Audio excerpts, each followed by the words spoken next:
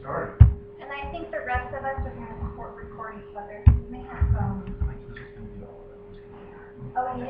Yeah, I'll just Do all of upload it. it? I'll just upload it to YouTube, and you guys can find your own section. Okay. And don't feel bad for not looking directly at you. You're going to the imaginary jury here. So. That makes perfect sense. All right, I presume when you begin your opening argument that you will identify yourself. I certainly can. I mean, I hadn't planned on it because I'm not supposed to, apparently, but I will. All right, well then, I know you're Anne Judy. Who are the rest of you? I'm Stephanie Latimer. Okay. I'll be going against Ammon. I'm Mark Nicolarson. Okay, Mark. And Jacob Thomas. Okay. There's a fifth person here. Yeah. Are they, are we still got 5 people present? I'm not sure. I think Who is it? Anthony Shively? I thought he dropped. No, he didn't. He's still in class, but I don't know. I haven't seen him.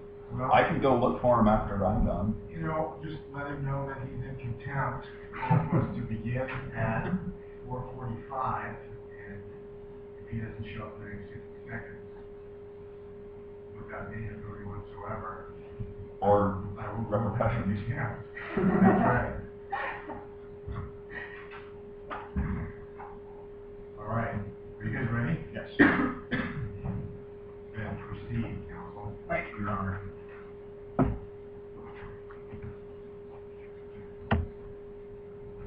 Good afternoon. In society, we have rules. Those rules exist for a reason. The rule you need to concern yourself with today is that people are responsible for the harm that they cause, and for the opportunities they close, and the doors that they close. Now, let me tell you about what happened that brought us here today. At 12:30 on July 20th, Mr. Parker went to a nice long lunch with a very attractive woman. Went to Ray's Steakhouse.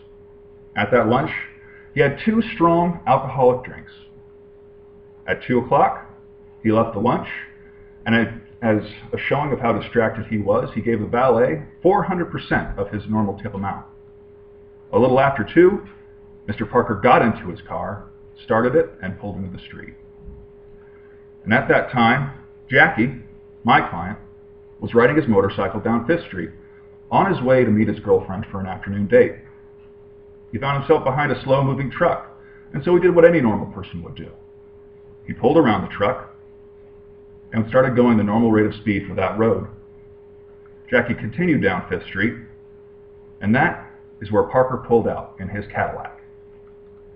Boom. Jackie hit Mr. Parker's Cadillac, flew over the Cadillac 20 feet. 20 feet. Now this map's helpful because at the top of it, it shows what 350 feet looks like. But it doesn't show 20 feet. Half of 350 is 175.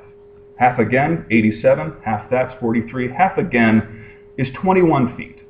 21 feet. That's how far Jackie flew over Mr. Parker's car. Because of that, Jackie suffered his first ever concussion. After his long years of playing football, flying over the hood of Mr. Parker's car knocked him unconscious. Because of that, he went to the hospital where their biggest concern was the closed head wound. None of the minor scrapes or bruises. It was only the fact that he had a concussion. A few weeks later, Jackie had a seizure at dinner. Jackie went to the hospital again, but this time for much, much longer, 6 days instead of a mere few hours. And then, the diagnosis. The doctor told Jackie that he would have seizures for the rest of his life. Because of that, his girlfriend left.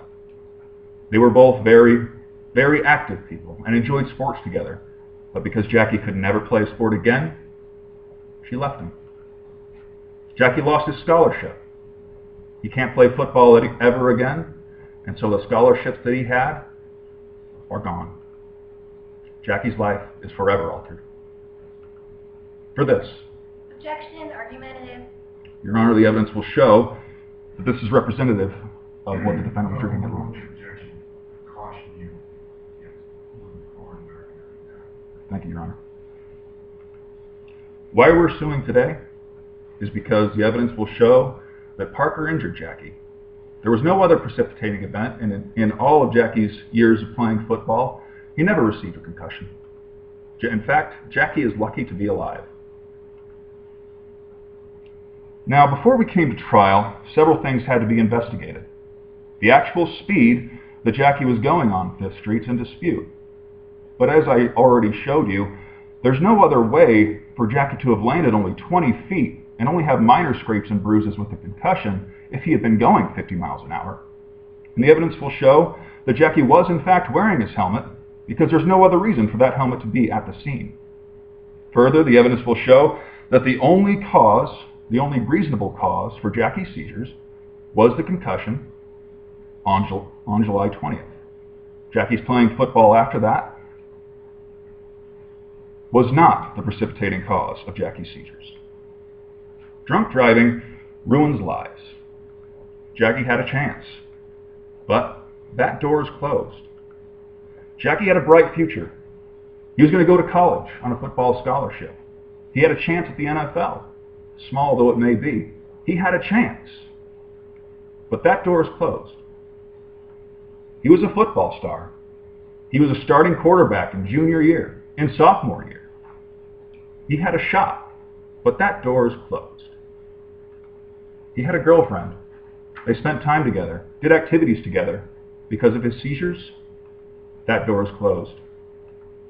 He was going to go to college on a football scholarship.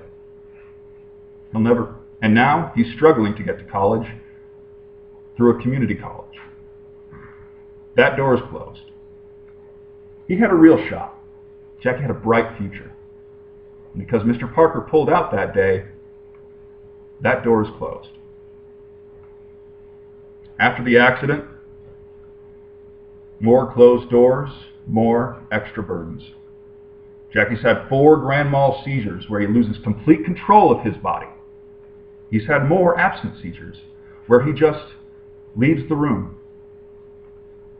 Jackie will be on lifelong medication just to be able to drive a car, just to be able to live like a normal person.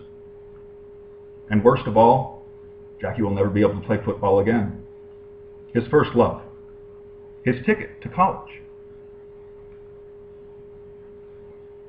Now, all of the evidence you will see will show that Jackie should be compensated. By the end of trial, I will be forced to ask you to compensate Jackie in the full amount of a college scholarship and potentially for the cost of an NFL career. People should pay for the harm that they cause and for the doors that they close. Thank you.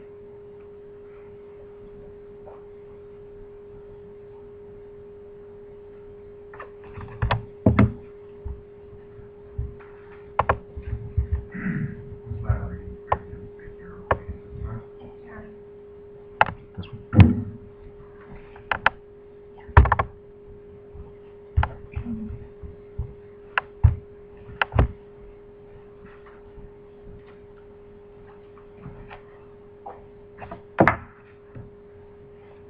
Let's take a journey. I'd like to give you a brief moment of relaxation away from your analyzing and your listening to just think. Think to yourself about your own experiences. Now, if you're comfortable, I'd like you to close your eyes, sit back in your seat, and just relax. Now, what I'd like you to do is jump in a time machine and go back to when you were 15 years old or whenever you were enrolled in driver's education.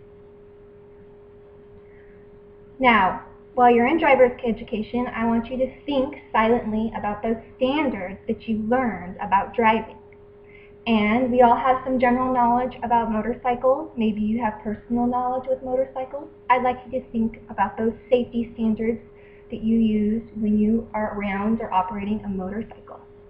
So take a few minutes and think about that.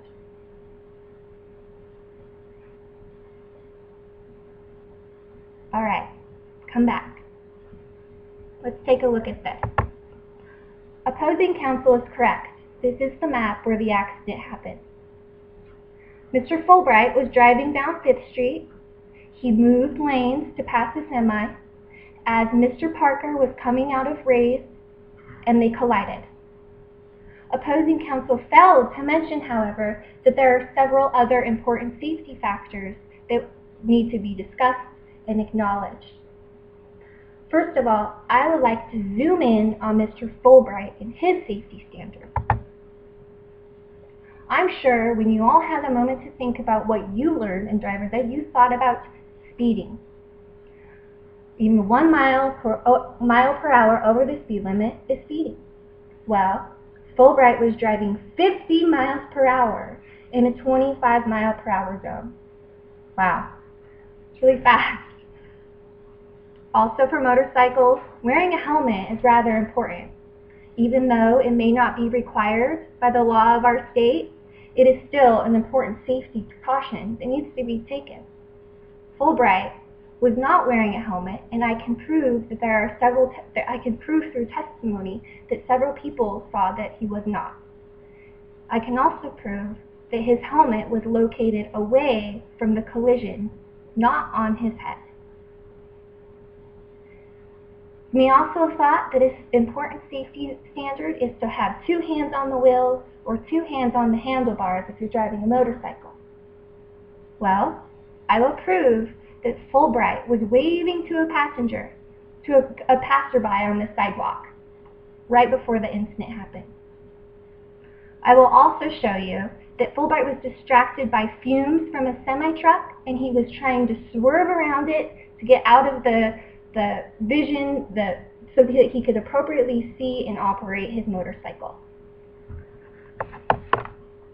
Now, let's move on to Mr. Parker.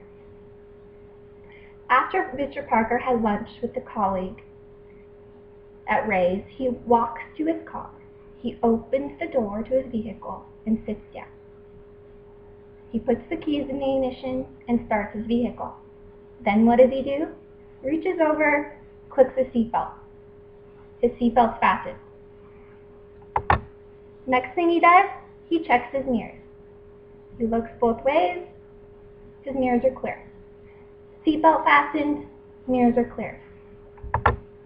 Next, what does he do? He looks in his blind spot. His blind spot is clear. His seatbelt's fastened, his mirrors are checked and clear, and his blind spot is clear and checked.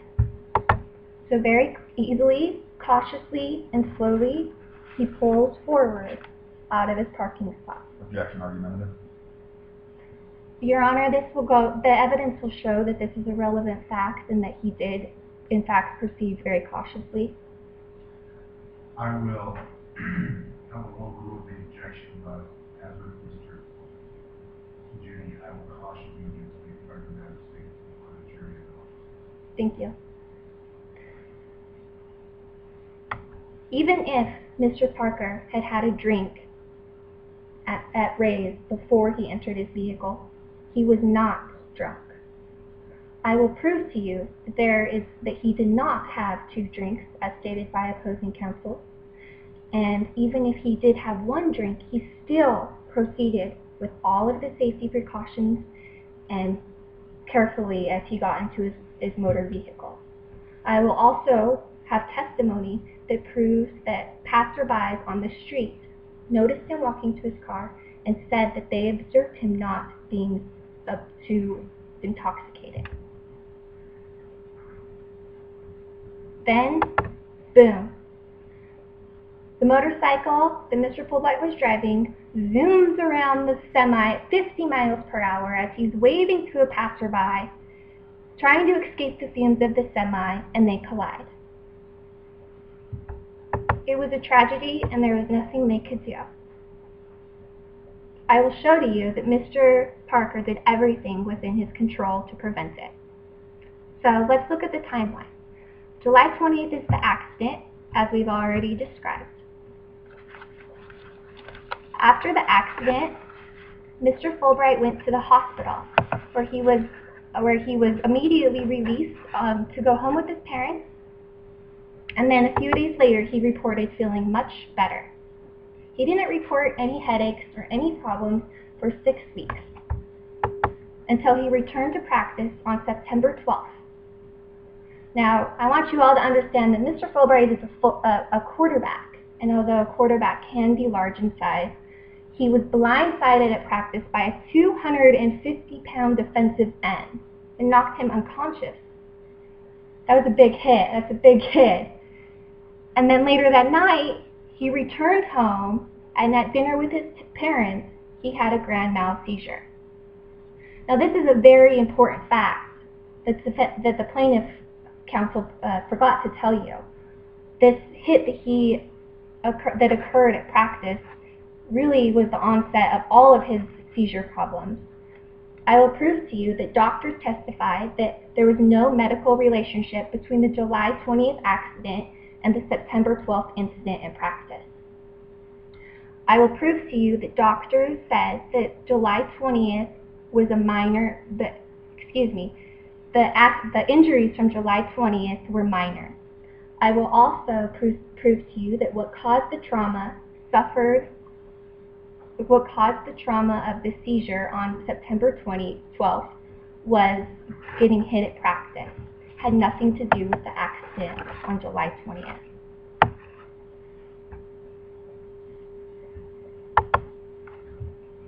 Mr. Fulbright claims that he was then not able to participate in his football games that started a week later, nor was he able to participate in that season, and that his career is shot. But the interesting thing is that he blames that result on the safe driving that occurred on July 20th by Mr. Parker, not on the hit that he suffered the day of his seizure.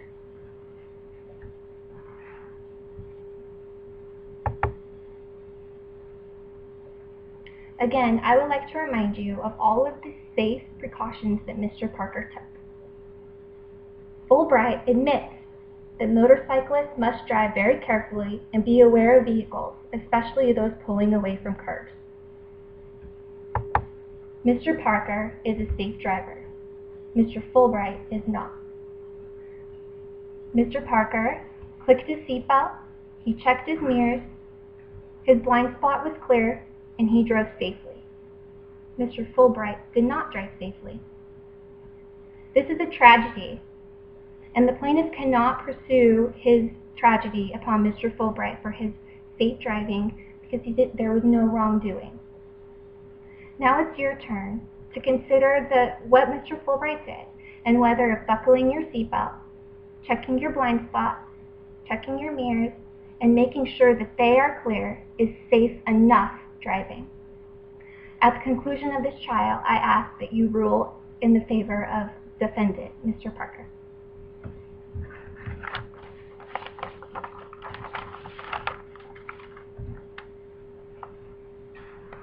Thank you.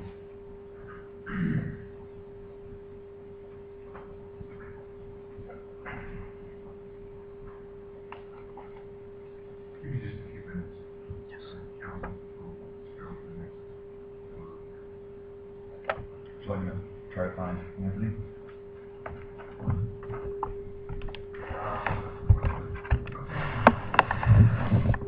He'll just be opening statement in the same sense. I'm not sure whose side he's on. We came out Keep up. here. No. Okay. Let's see if he's up. Am I home or something?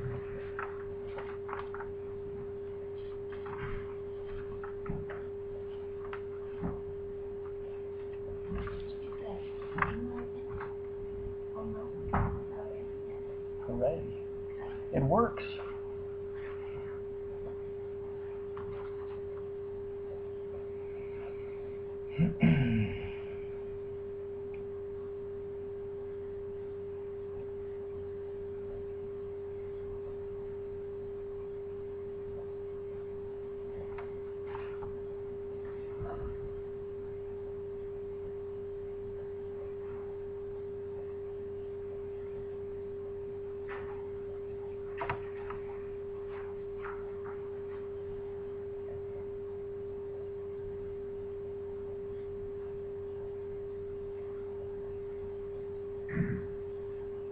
Mr. Thomas. Yes, Mr. Runner.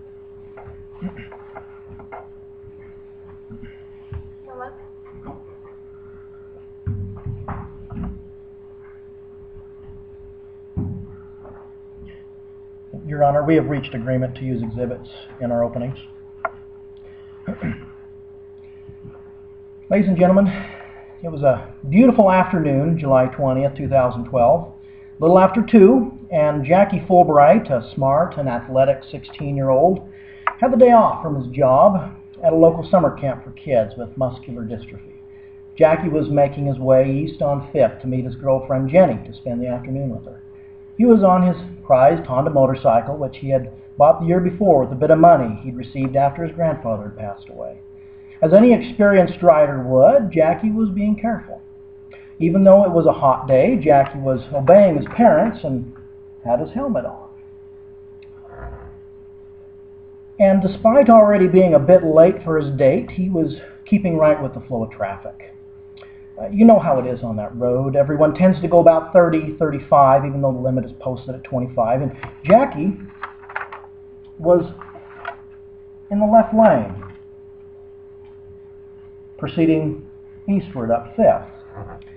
And lo and behold, there was a truck in his way, going much, much slower than everyone else, about 20 miles an hour. And so Jackie, deciding he needs to get around this truck, comes up behind him and decides he needs to get into the center lane.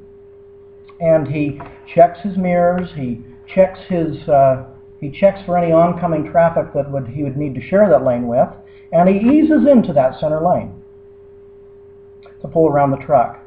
About 150 to 225 feet further up the road is another man making some choices that would haunt Jackie for the rest of his life.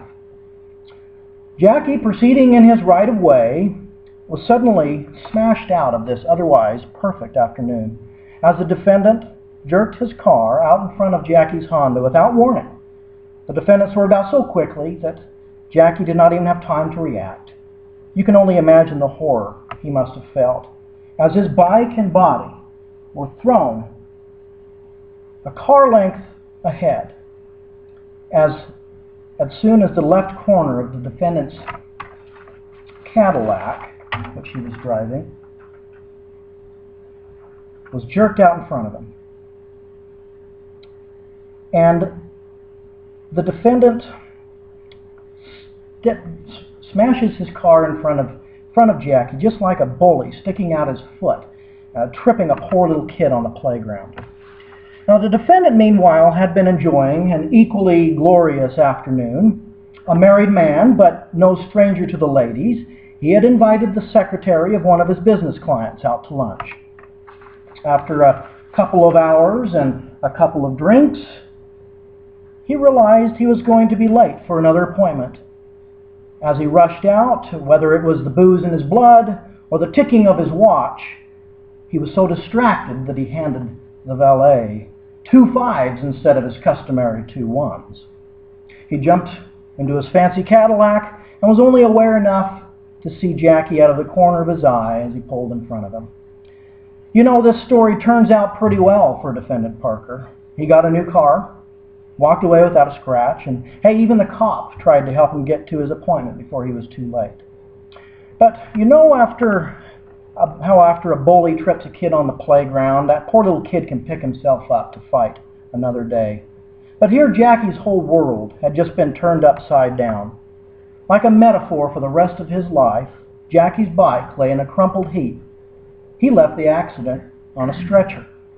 Unconscious for at least a half an hour, and despite all hopes that he would recover, it was just a few short weeks later, 6 weeks later, he found himself at the mercy of recurring grand mal seizures brought on by the latent head trauma from the accident.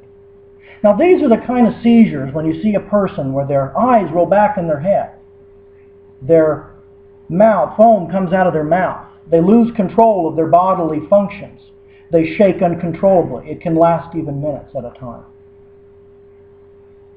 While learning to live with seizures and the restrictions they would impose upon your life would be difficult for any of us, for Jackie, it was an especially terrible outcome of the crash. You see, Jackie was not an ordinary 16-year-old. Jackie was his high school's football star.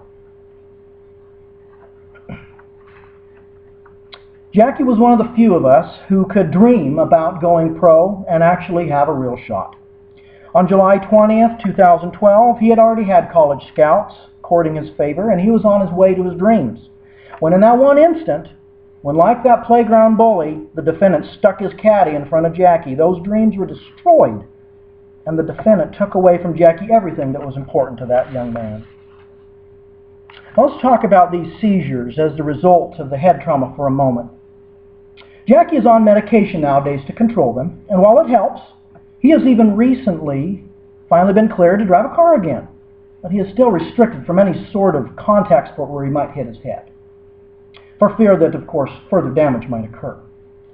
So, it might be best to analogize his head or our brains to an egg in its shell.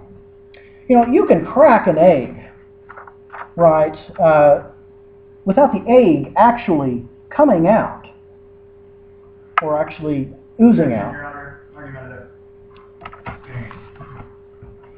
I'll rephrase, Your Honor. But all it takes is the next impact that would crack wide open that proverbial egg and send that egg oozing out. You could say that an initial crack in an egg or a head or a brain is a lot like a ticking time bomb, just waiting for an inevitable contact. It might be a second or a minute, an hour, a day, a week, or a month perhaps. I would presume that the plaintiff has an ongoing objection to the argumentative nature, which has... Of the analogy? Yes. These are opening arguments, not closing, or opening statements, not closing arguments. And I would ask you to refrain from getting too far from the evidence of what we present. Thank you, Your Honor. No one could really tell then, to rephrase, what actually happened to Jackie's brain at the point of the impact on the 20th. It wasn't until 6 weeks later that he took a hit at practice and the full outcome, the full impact of this injury was finally manifested. But I will show you, and the evidence will show you, that this crack, this damage that was done prior, at the time of the accident, was the real reason for the damage that occurred or was manifested some 6 weeks later. And it was the damage all the same, and the damage that was done because the defendant negligently stuck his caddy in front of Jackie. Now, lest you start to feel that this whole thing might have just been a terrible accident, let's consider the scene. Defendant will admit that he did not see Jackie before sticking his car in front of him. The question is, should he have seen Jackie coming up that center lane? When Jackie entered the center lane, he was still nearly 225 feet from the defendant's car. That is 2/3 the length of the football field that Jackie will never play on again. I will show you, based on the mere car length that Jackie was thrown and eyewitness testimony, that Jackie wasn't going more than 30 to 35 miles per hour, despite well-meaning witnesses who have guessed at speeds as high as 50, despite their attention being directed elsewhere and not actually having seen Jackie doing any speed, let alone 50. So how long was Jackie in that center lane and visible to other attentive drivers who might decide to join him there? And how long would the defendant have had to see Jackie if the defendant had properly looked for oncoming traffic before he pulled into the center lane? Simple math tells us that it would have been about 4 to 5 seconds, because Jackie was doing about 30 to 35 miles per hour. And as much as 6 seconds if he was only able to speed up to 25. Your Honor, the facts do show, we've stipulated prior that the distance being traveled at 1.47 seconds per mile. I understand that stipulation. However, I believe you're going beyond the stipulation, counting conclusions based on the facts of an opening statement, which is the definition of argument. Okay, thank you, Your Honor. I will proceed. I will rephrase. So the question being, how long was the defendant able to see Jackie in that lane? Whether it was 1 second, 5 seconds, 6 seconds, Jackie was visible for this distance. It is undisputed that a driver like Mr. Parker has an obligation to the other drivers near him to take the time to look behind him, to look in his blind spot, to look in his mirrors, and while the defendant may claim that he has done so, we will show that the time that Jackie was visible in that center lane was more than enough time for the defendant to have seen and corrected before he actually pulled out in front of Jackie. But he did not, and instead Jackie sits here today, a mere shadow of what his life might have been. And I ask for you to find for Jackie in this case, because the defendant couldn't, nay, wouldn't, take the few seconds out of his afternoon to avoid the crash, and like the proverbial schoolyard bully, stuck his foot out in front of the rest of Jackie's life.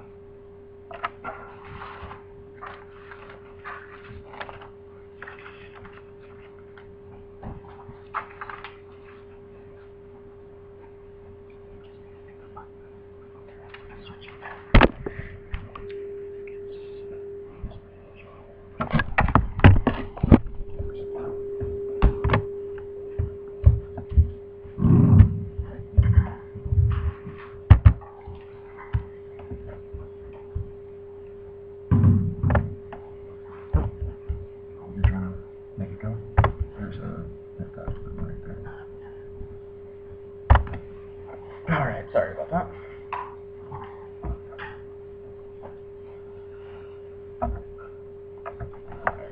Ladies and gentlemen, we're here today as a result of an unfortunate accident. An accident which occurred on July 20th, 2012 between my client, Andrew Parker, and the plaintiff, John Fulbright. Before I get into this accident or any of the details, I'd like to take a few minutes just to tell you a little bit about Andrew Parker. Andrew Parker is a local Nita City resident. In fact, he's lived here for upwards of 20 years. He's happily married to his wife, Judy. They have 3 children together, 2 boys and a girl. Mark, who's 16, Melissa, who's 13, and Michael, who's 8. Mr. Parker also attended the University of Nita. He graduated from there with a bachelor's degree, business administration. Luckily, after he graduated, Mr. Parker was able to secure a job as a salesperson with Americraft Industries. I'm sure many of you are aware of Americraft. It's a local industrial supplier in Nita City.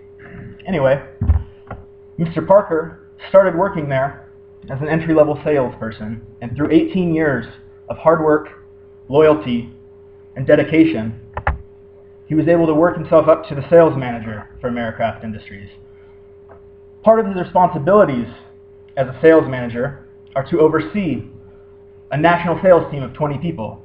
He also is responsible for maintaining, developing, and keeping ongoing business relationships, which is exactly what he was doing July 20th, 2012. Facts will show Andrew Parker attended a business lunch at Ray's Steakhouse with Kimberly Anderson, who is the secretary for Abbott Aluminum Products, one of Parker's biggest and best clients. Just as a gesture to say thanks, Mr. Parker took Miss Anderson to Ray's Steakhouse. It's not an unusual location for him. He goes there about a couple times a week. I'm sure all of you are aware, Ray's Steakhouse is right here on 5th Street, as this diagram will show, in between Forest and Clay Street. Another important fact here is the facts will show that this southernmost lane, at the moment of the accident, at the time in question, is actually closed for parking and is not a traffic lane. This lunch lasted around an hour and a half, maybe a little longer. Got there between 12:15 and 12:30. Mr. Parker ordered his normal chicken Caesar salad with a glass of Chardonnay. Him and Miss Anderson had, a lovely conversation, finished their meal. As Parker's getting up to leave, he walks out the door, hands the valet person his standard tip, and he gets into his car. Now, this is something that Mr. Parker is very familiar with. As I've said, the facts will show that he attends Ray's Steakhouse quite regularly. He's very used to this. He gets into his car, he puts on his seatbelt, adjusts and checks his mirrors, looks to check his blind spot and his surroundings to make sure it's safe, backs up just enough so that he can get out of his parking spot, checks again, and proceeds to go out into traffic. What Parker doesn't see, what he can't see, is that at that same moment, plaintiff, John Fulbright, is speeding past a slow-moving truck, going into the center lane and accelerating into Parker's car. The facts will show that the plaintiff, Mr. Fulbright, collided with Mr. Parker's Cadillac and was thrown from his motorcycle some 20 feet. Now, what does Mr. Parker do as soon as this happens? All that Mr. Parker can see, the facts will show, is a whoosh, a blur, a flash of light in front of his eyes. This was Mr. Fulbright. What does Mr. Parker do as soon as this collision happens? He immediately gets out of his car, calls the ambulance, calls the police, checks on Mr. Fulbright to make sure he's okay, and then waits at the scene for the officer to arrive. Now, John Fulbright was taken from the scene of this accident to the hospital in an ambulance. Here you'll see the medical report, the hospital report from the hospital that day. Now at the hospital, Mr. Fulbright underwent multiple tests. He had multiple x-rays taken, including a skull x-ray and a CT scan. The facts will show that all x-rays came back negative, including the skull x-ray. In fact, Mr. Fulbright was diagnosed with what was called a minor closed head injury and was discharged that same evening.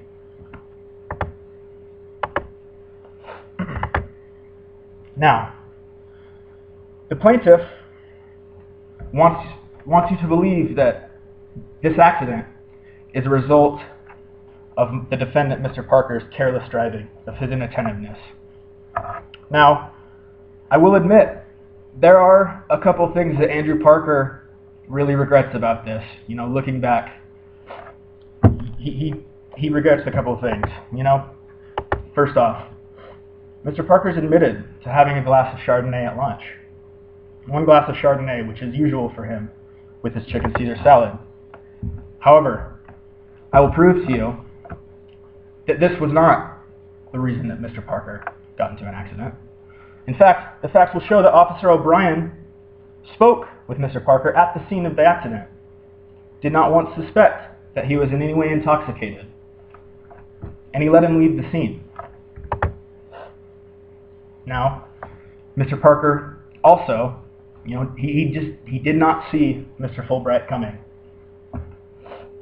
However, as I've said before, and as the facts will show, Mr. Parker did everything that he could. He checked his surroundings as he normally would. He checked his mirrors. He was exercising due caution. And Mr. Fulbright... I will overrule the objection, but I will caution you against conclusion based on the fact. Okay, thank you, Your Honor. Now, let's take a look at the facts for Mr. Fulbright. Mr. Fulbright has admitted to the police just after the accident that he was going between 30 and 35 miles an hour, which on its face may not appear too bad. However, you will also see that the speed limit on 5th Street is 25 miles an hour. You will also hear multiple testimonies of eyewitnesses claiming that Mr. Fulbright was indeed going much faster than 30 to 35, closer to some would say 50 miles an hour. Also, Mr. Fulbright was running 30 minutes late for a meeting with his girlfriend. As I've said, the facts will show that multiple eyewitnesses have said that he was traveling too fast. In fact, other than Mr. Fulbright, the only witness that says otherwise is Bobby Brown. Bobby Brown, who was at the time a 13-year-old avid sports fan and an avid fan of Mr. Fulbright. Another thing, just before this collision, Mr. Fulbright pulled around a truck to pass him, to get around him.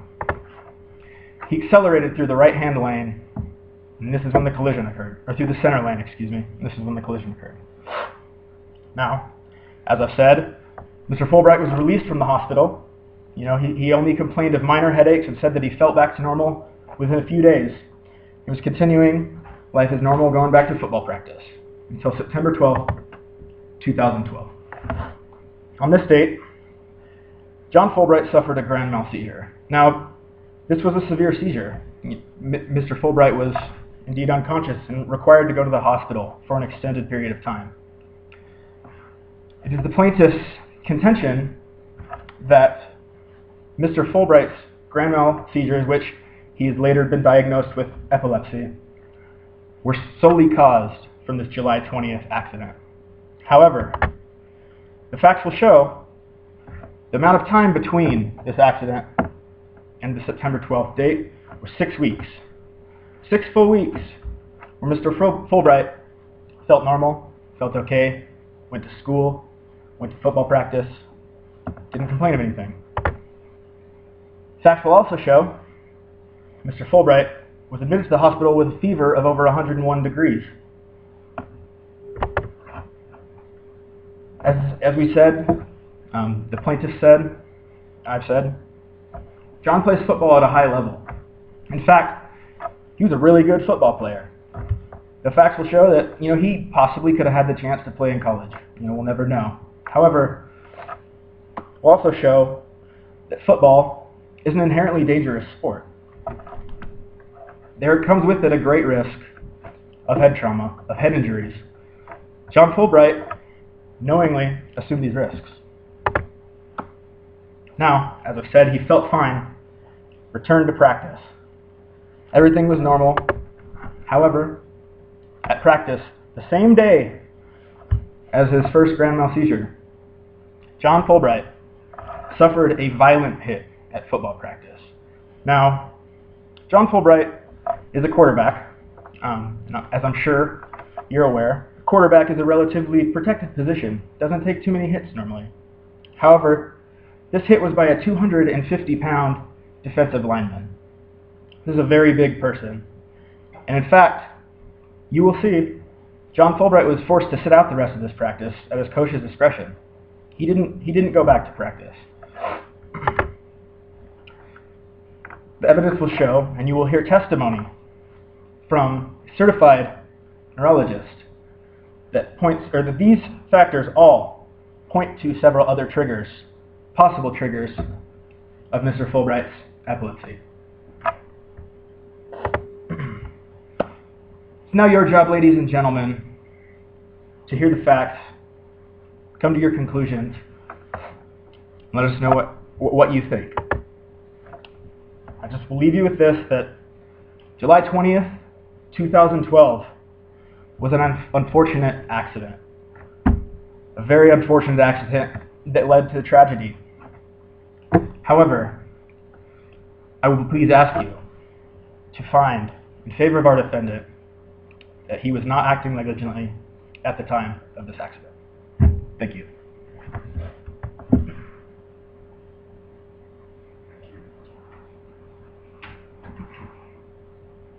Good job, everybody.